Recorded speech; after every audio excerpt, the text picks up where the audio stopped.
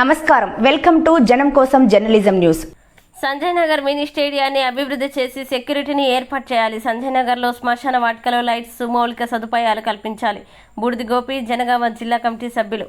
జనగామ పట్టణంలోని 16వ వార్డు సంజయ్ నగర్లో CPM party ప్రథమ శాఖ మహాసభ ఆదివారం జరిగింది.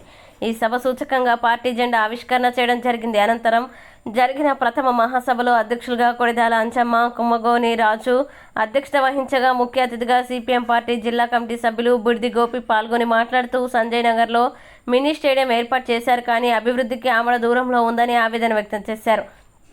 ఈ స్టేడియంలో యువత క్రీడలు, వ్యాయామం, దేహదారుఢ్యం పెంపొందించుకోవడం కోసం మినీ స్టేడియం వేదికగా అభివృద్ధి చేయాలని, కానీ అడ్డాగా తయారైందని అన్నారు.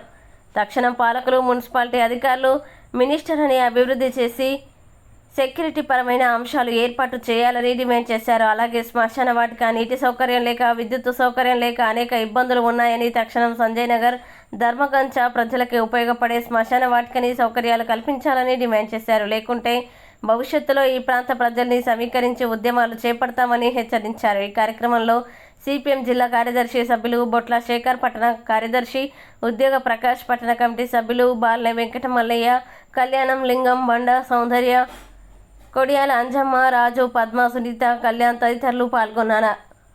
16వ వార్డు సంజయ్ నగర్ సిపిఎం నూతన కార్యదర్శిగా కళ్యాణం లింగంని ఏకగ్రీవంగా ఎన్నుకోవడం జరిగింది. సహాయ కార్యదర్శిగా కొడిదాల అంజమ్మను ఎన్నుకున్నారు. దేశంలో అధికారంలో రెండోసారి వచ్చిన బీజేపీ ప్రభుత్వం మరి అలా ప్రజా సమస్యల్ని పక్కకు పెట్టి పరిపాలన చేస్తూ ఉంది. దేశంలో తీవ్రమైన నిరుద్యోగం పెరిగింది, దరిద్రం పెరిగింది.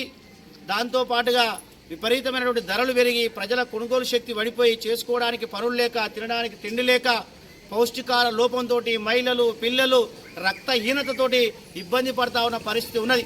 ఒక పక్క భారతదేశం వెలుగుతూ ఉంది, ముందుకు పోతా ఉంది అని చెప్పి చెప్తా ఉన్నారు. మరి అదే భారతదేశంలో ఇవాళ పరిశీలించి చూస్తే మనంగా చెప్తా ఉన్నది, అంతర్జాతీయ సంస్థలు చెప్తా ఉన్నాయి. ఏంటిదయ్యా అని చెప్పేసి అంటే హంగర్ స్ట్రైక్ అంటే ఆహార భద్రత, ఆకలిలో 106 సూచిలో మన భారతదేశం ఉన్నది. అంతేకాకుండా ఇవాళ కలిసి ఉన్న ప్రజల మధ్య విద్వేషాలు రెచ్చగొట్టి కులం, మతం పేరుతోటి ఇవాళ పరిపాలన కొనసాగుతూ ప్రజా సమస్యలన్నీ కూడా పక్కకు పోతూ ఉన్నాయి. అంతేకాకుండా ఇవాళ భారతదేశంలో ప్రైవేటు రంగాన్ని విస్తృతంగా పెంచుతూ ప్రభుత్వ రంగ సంస్థలన్నింటినీ కూడా ఎల్ఐసి, విమానయానం, రైల్వే ఇట్లా అనేక రంగ ప్రభుత్వ సంస్థలను, బొగ్గు ఇలాంటి సంస్థలన్నింటినీ కూడా ఇవాళ ప్రైవేటు పరం చేస్తూ మరి ఇలా ప్రజలకు రిజర్వేషన్లు, చదువుకున్న పిల్లలకు రిజర్వేషన్లు అమలు కానటువంటి స్థితి ఈ దేశంలో ఉన్నది. అంతేకాకుండా మరి మొన్నటికి మొన్న మరి కాంగ్రెస్ ప్రభుత్వం అధికారంలోకి రాకముందుకు 6 గ్యారంటీలు చెప్పింది. ఇవాళ 6 గ్యారంటీల అమలు